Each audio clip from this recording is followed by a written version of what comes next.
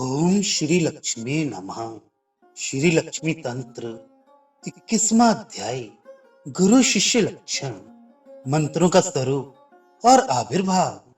इंद्र ने कहा, शब्दार्थों के स्पष्ट स्वरूप वाली षडध्व अर्थात वर्णाध्वा, कालाध्वा, तत्वाध्वा, मंत्राध्वा, पदाध्वा और भुवनाध्वा में निवास करने वाली, अध्यों से अतीत होकर ज्ञान स्वरूप वाली हरिवल्लभे, आपको नमस्कार है। हे देवी, आपने अखिल विश्व के हेतुभूत वर्णों को प्रकाशित किया। अब आप मंत्र मार्ग का यथावत वर्णन करें। श्री ने कहा, श्रीमान पुरुष सप्तम पर देवता मात्र एक ही है। वे ज्ञान, ऐश्वर्य आदि षड गुणों के समुद्र हैं। वे दिव्य सर्वात्मा और सर्वतोमुख हैं। मैं उनमें सर्वथा अभिन्न रूप से रहने वाली हूँ। सबका आधार, सबकी शक्ति, सर्वज्ञा और सर्वतोमुखी उनकी अहंता शक्ति श्री मैं हूँ। ये इतना बड़ा संपूर्ण विश्व दर्पण के भीतर पहाड़ के समान मुझ में प्रविष्ट है। निर्मल और आनंद स्वरूप लक्षणवान एवं बोध ही मेरा स्वरूप है। स्वच्छंद होकर भी मैं ज्ञान रूप में परिणित हो जाती हूँ। शब्द ब्रह्मई होकर भी मैं कला के रूप में विपरिणित हो जाती हूँ। परमेश्वर में रहने वाले ज्ञान आदि षडगुण कला कहे जाते हैं। उन छहों ज्ञान आदि की योग से मैं तत्व रूप में परिणमित हो जाती हूँ। हे सुरसत्तम, संकर्षण आदि देवता ही तत्व पद से कहे जाते हैं। तदनंतर पुनः मैं वर्णों के संयोग से मंत्र रूप में परिणित हो जाती हूँ। उस मंत्राध्वा की जिस प्रकार अभिव्यक्ति होती है, हे इंद्र, उसे सुनिए। ये मंत्र शब्द ब्रह्म का ही विवर्त है, जिसमें कई हजार किरणें होती हैं। उस चित्लक्षण षड गुणात्मा मंत्र के चार भेद हैं। कहीं बीज रूप, कहीं पिंड रूप, कहीं संज्ञा रूप और कहीं पद रूप। इस प्रकार उसके चार भेद होते हैं। ये बीज, पिंड, संज्ञा और पद वाले मंत्र तुरीय, सुषुप्ति, स्वप्न और जागृत अवस्था वाले होते हैं। स्वर व्यंजन दोनों में एक स्वर, दो स्वर और बहुत स्वरों से युक्त हो जाने पर बीज मंत्र होता है। उसके मध्य में रहने वाले केवल व्यंजन पिंड मात्र कहे जाते हैं। वे कहीं कहीं स्वर संयुक्त भी होते हैं।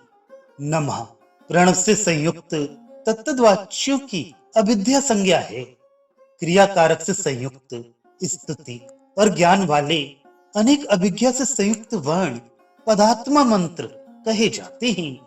मंत्र के ये चारों प्रकार के भेद समस्त देवता वाले मंत्रों में होते हैं। इन चारों प्रकारों से संबंधित मंत्र अभीष्ट सिद्धि प्रदान करते हैं। हे त्रिदय शिष्य, मंत्रों में क्षेत्र और क्षेत्रज्ञ का भाव रहता है। इसलिए बुद्धिमान पुरुष मंत्र को भली भांति समझकर ही उनका प्रयोग करे। इंद्र ने कहा, हे कमले, मंत्रों के क्षेत्र और क्षेत्र के भाव का वर्णन करें, जिसका ज्ञान कर लेने पर बुद्धिमानों को मोह ना हो और वे स्वल्प काल में मंत्रों की सिद्धि कर लें। श्री ने कहा, सभी बीजवान मंत्रों का बीज जीव है। उससे शेष क्षेत्र कहा जाता है। जिसमें बीजाक्षर नहीं है, उसका आदि अक्षर जीव कहा जाता है। शेष क्षेत्र कहा जाता है। बीजों और पिंडों में आकार क्षेत्रज्ञ कहा जाता है। उससे शेष क्षेत्र कहा जाता है। जहां आकार नहीं है, वहां स्वर क्षेत्रज्ञ कहा जाता है। केवल स्वर में प्रथमा मात्रा जीव और शेष उसका शरीर माना जाता है। जहां एक ही मात्रा हो, वही केवल जीव होता है। जो सबका संस्कार भूत अद्भुत लक्षणवान है, वहां उच्चायमान अर्थात वैखरी वाणी क्षेत्र कहा जाता है। जिस पिंड मंत्र में स्वर ना हो, वहां प्रथम अक्षर जीव होता है और शेष को क्षेत्र कहा जाता है। हे इंद्र, इस प्रकार हमने क्षेत्र और क्षेत्रज्ञ भाव आपके लिए प्रदर्शित किया। जो मंत्र आदि, मध्य तथा अंत में होते हैं, अथवा आदि, मध्य एवं अंत, इन तीनों में कहीं भी हो सकते हैं। जिसमें पिंड अथवा बीज हो, वे मंत्र सार्वकालिक कहे जाते हैं। मंत्रों में यदि बीज अक्षर ना हो, तो उसके आदि अक्षर को अनुसार से युक्त कर बीज बना लेना चाहिए।